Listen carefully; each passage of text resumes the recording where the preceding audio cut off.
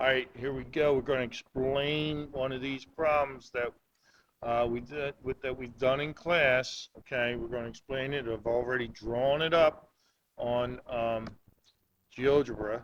Okay, problem is find the slope of the line. In fact, we'll go one step further. We'll find the equation of the line because that's what we ask you to do anyway.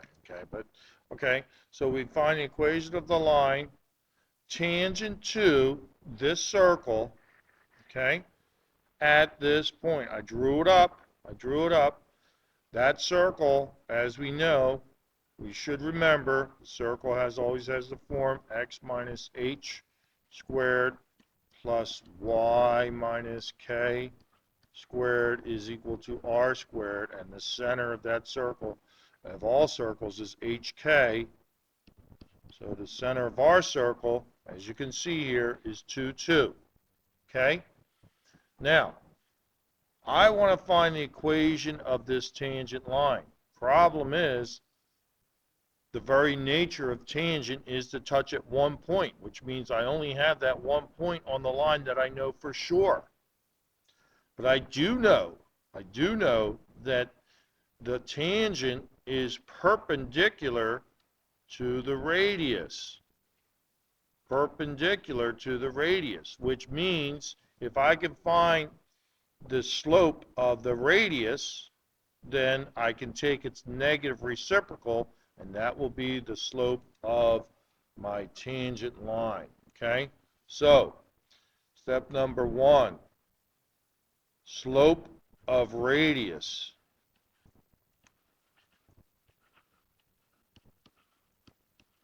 In this case, that's the point 2, 2 and 5, 6. Okay? Slope. y2 minus y1 over x2 minus x1, right? Throw the numbers in. Slope equals 6 minus 2 over 5 minus 2. That is 4 over 3. My slope here is 4/3. Okay, that's my slope. I don't want that slope. I want the perpendicular slope. So step 2 is the perpendicular slope.